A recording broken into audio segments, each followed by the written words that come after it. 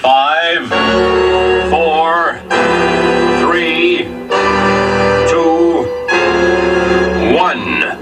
Thunderbirds are go.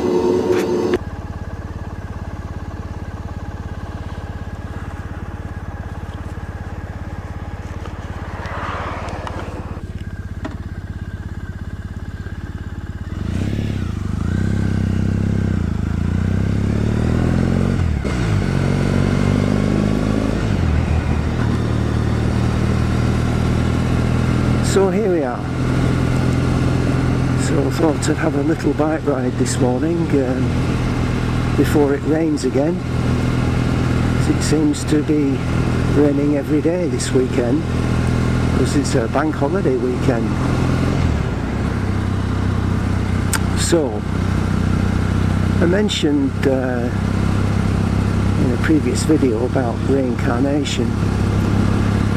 So from the Seth material in the Seth books, Seth says that we have many, many incarnations and we die many, many times, and each time we die we are met by our guardian angels, our oversoul angels, and we have a discussion on where to go next to repay the karma. It's quite zen, that karma bit.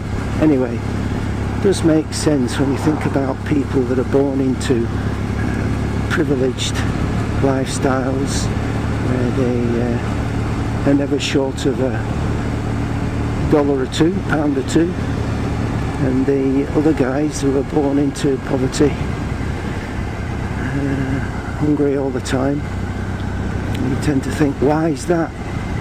And if you think, well, you chose it before you actually incarnated, it tends to make a little bit more sense. The other thing that Seth says is that there's no such thing as time. And that's really, it takes some doing to think about that, but if you get rid of the time equation, linear time is what we focus on. Linear time making sense of this incarnation. It's all very deep stuff. Anyway, that's from Seth. Now, I've also read for about the 4th or 5th time Zen and the Art of Motorcycle Maintenance, Robert Persick. I'll link these two books up. You can also download them. But Zen and the Art of Motorcycle Maintenance is a huge book and very well worth reading.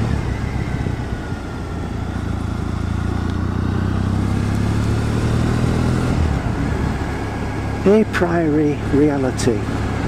You guys have had a look at the front of my YouTube channel. I mentioned a priori reality. That is,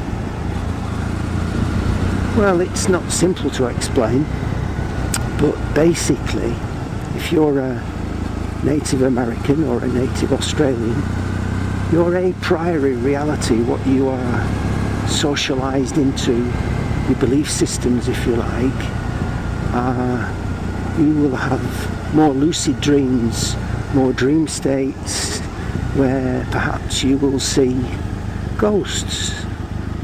Whereas in Western society, we are not socialised to readily see ghosts or spirit world states that easily. So a priori reality is what we are socialised into believing. Hope that makes sense, but it's in Zen and the Art of Motorcycle Maintenance, and eventually it starts to make a bit more sense when you read it. So, having said all that, Seth also mentions that we create reality on the fly, so to speak, meaning that we create reality out of consciousness as we go along with our everyday tasks. Now, I recently watched Professor Brian Cox on the Higgs Boson particle, the standard model of particle physics, QED, quantum electrodynamics, and quantum mechanics. And he says that we can be everywhere in the universe all at the same time, and nobody knows our exact position. And he goes on to explain, I'll link this short video, by the way, and he goes on to explain about Higgs giving particles mass.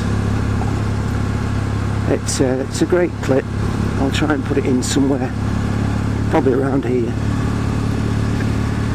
But then I got to thinking, now then, we're getting on to more metaphysics here, or philosophy, whereby the philosophers and metaphysicians agree with that principle, and they say, yes, we create reality out of consciousness. In other words, matter is created by consciousness, not the other way round.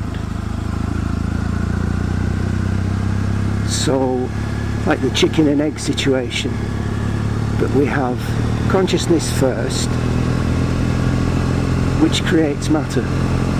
There's another clip, another link, which I'll put up, and that espouses the same principles.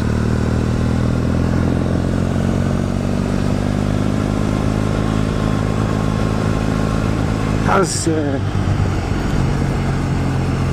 David Icke featuring in it, which obviously David's into conspiracy theories as well as a lot of very interesting subjects. But take a look at the clip and see what you think, because ultimately we're all heading for the same understanding of reality, consciousness creating matter, consciousness coming first.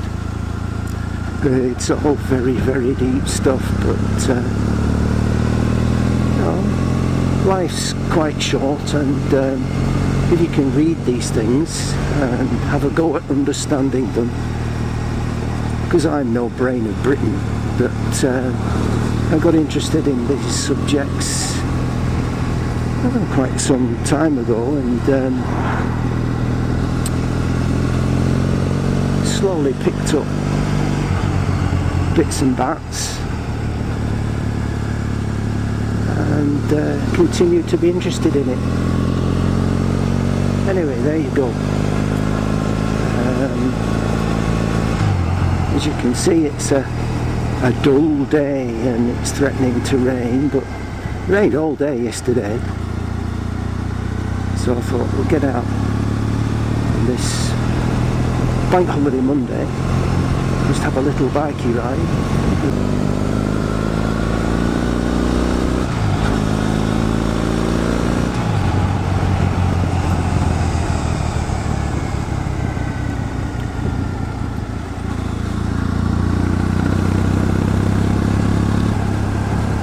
Now also in Zen, in the art of motorcycle maintenance, Robert mentions, well, the main thrust of the book is on quality. He wanted to disseminate the word quality, and he aligns it with the romantic thinking and the classic thinking, which is just a ticket if you're into motorcycles,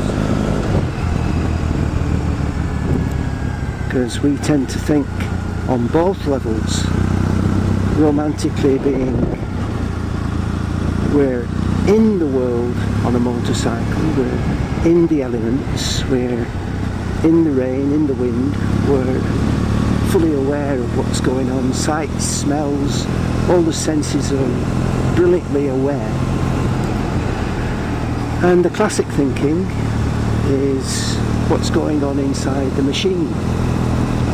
Zen in the art of motorcycle maintenance being about, well, we maintain the machine, but really the machine is us.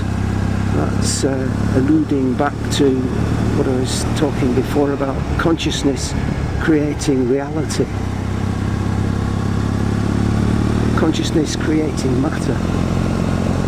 This bike I'm sat on is being created by my consciousness.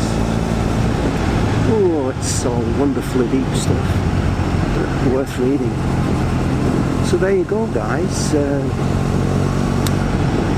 Been talking for a bit now, I don't want to talk too long. Look at that view. He's missed that view. The sun's actually out.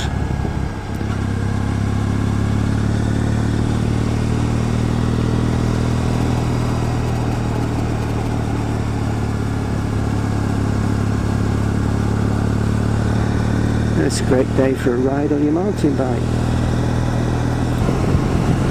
A little bit of silence there while you could hear the overrun on the exhaust system. The new high flow pipes fitted with the rich exhaust mat produce quite some overrun. It's the SAIS, secondary air intake system, on the Bonneville, which is an EEC directive to reduce emissions. What that does is introduce a load of fresh air into the exhaust gases, and it's designed to burn off unburnt fuel. So if you put a rich exhaust mat on, which we have, you can hear, I hope you're getting that, popping, you can hear the SAIS, secondary air intake system, burning off the exhaust, burning off the extra fuel in the exhaust gases.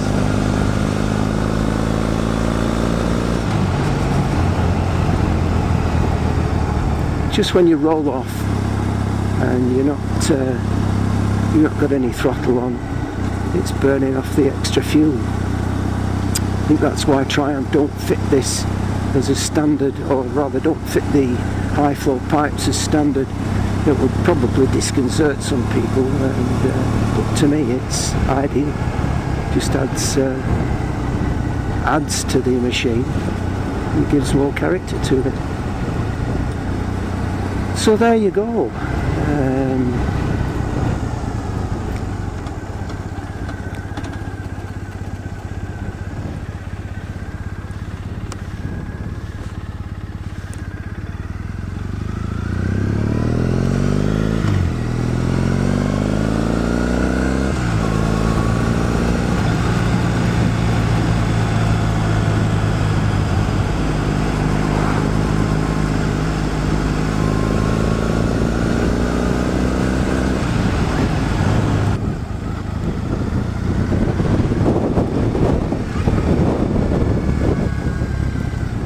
So there you go, guys. Hope you've enjoyed the little cool breezy bike ride, and looks like we're in for some more rain, so